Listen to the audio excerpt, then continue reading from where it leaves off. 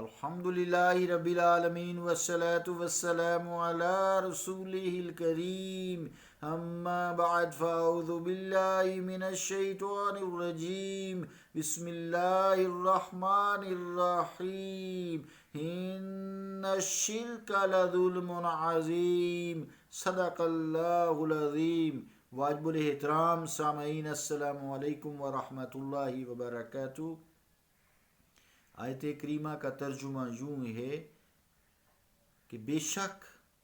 شرک ظلم عظیم ہے، اللہ کا قول سچا ہے جو بڑی عظمت والا ہے۔ عزیزان گرامی قدر، گفتگو توحید شرک کی چل رہی تھی۔ آج کل چونکہ فتویٰ باز لوگ اچھے بھلے نیک لوگوں پر اور ان کے عقیدت مندوں پر مشرک کے فتوے داغتے ہیں، انبیاء، اولیاء، صدیقین، شہداء کے عقیدت مندوں کو، وہ جو آیت ہے نا من النبیین والصدیقین والشہداء والصالحین وحسن اولئک رفیقا، تو یہ ہمارے جو ساتھی ہیں، قرآن مجید نے کہا ہے ان سے جو عقیدت رکھتے ہیں، محبت رکھتے ہیں، ان سے سیکھتے ہیں،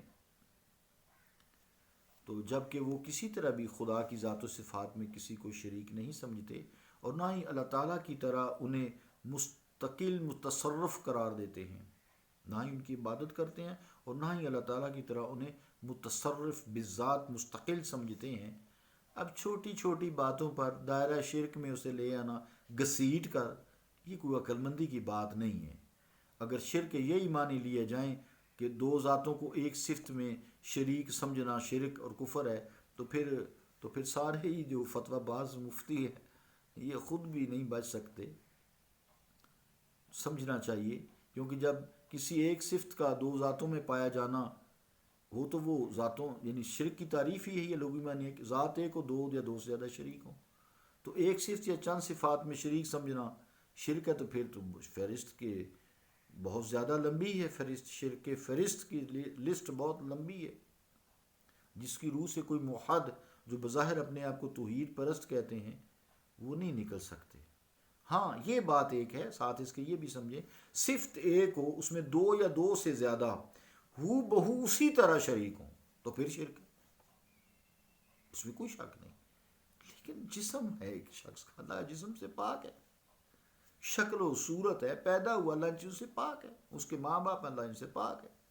تو واحد ہے، احد ہے، صمد ہے، لم یلد ولم یولد ہے، ولم یکن لہ کفوا احد۔ اگر یہ کسی میں صفات ہوں تو پھر تو یقیناً شرک ہے، جیسے ہندو ہے بت پرست، آگ پرست، تو ہر انسان ان امور کے ساتھ کسی نہ کسی طرح اللہ تعالیٰ کی صفات میں یعنی عطائی صفات میں، اس کی ذاتی صفات کوئی نہیں ہے، اللہ نے عطا کی ہیں،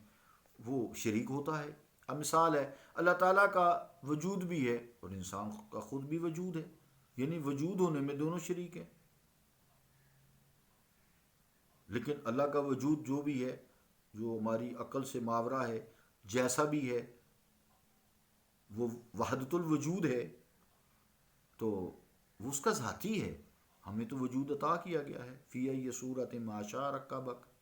اسی طرح اللہ تعالیٰ سنتا ہے اور انسان بھی سنتا ہے، وہ السمیع البصیر، وہ سنتا بھی ہے، دیکھتا بھی ہے، انسان بھی دیکھتا ہے، سنتا بھی ہے، تو انسان کا دیکھنا اور سننا اللہ تعالیٰ کے عطا سے ہے، ورنہ نہیں دے سکتا انسان، اللہ کا ذاتی ہے۔ کتنا فرق ہو گیا، زمین آسمان کا فرق ہے، اللہ تعالیٰ علم والا ہے اور انسان بھی عالم ہوتے ہیں، بلکہ اپنے آپ کو ایسے فتویٰ باز عالم کہلانا فخر سمجھتے ہیں، تو اللہ کا علم ذاتی ہے، انسان کا علم عطائی، اللہ کی عطا ہے۔ اللہ تعالیٰ مختار ہے اور انسان بھی اپنے ارادے اور اختیار سے کام کرتا ہے، جس کا جدھر دل کرتا ہے چلتا پھرتا رہتا ہے، جو چاہتا ہے کرتا ہے، اللہ نے اختیار دیا ہے، اللہ کا اختیار ذاتی ہے۔ تو اس طرح بہت ساری ایسی چیزیں ہیں جن میں ہم شرک کا فتویٰ نہیں داغتے، شرک کے فتوے داغنے والے بھی شرک کا فتویٰ نہیں داغتے۔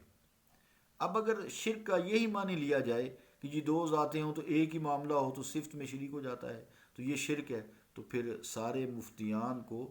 اس فہرست سے جو بے شمار لمبی، میں نے تو چند باتیں گنائی ہیں، تو وہ اپنے آپ کو نہیں بچا سکتے۔ اس لیے شرک کو سمجھنا چاہیے. ذات ایک ہو، اس میں دو یا دو سے زیادہ شریک ہوں. کس طرح شریک ہوں؟ جس طرح اللہ ہے ایسے وہی ہوں. یا عبادت کے لائق، کوئی بھی عبادت کے لائق نہیں ہے. سارے انبیاء، صدیقین، شہداء، صالحین، کوئی بھی عبادت کے لائق نہیں ہے. تو چلیں اس کو تھوڑا سا کل کریں گے. اللہ تعالی ہمیں عقل و فہم عطا فرمائے اور ہمیں معرفت الہی سے نوازے. صلی اللہ تعالی علی رسول خیر خلقہ محمد وعلی آلہ واصحابہ اجمعین برحمتک یا ارحم الراحمین.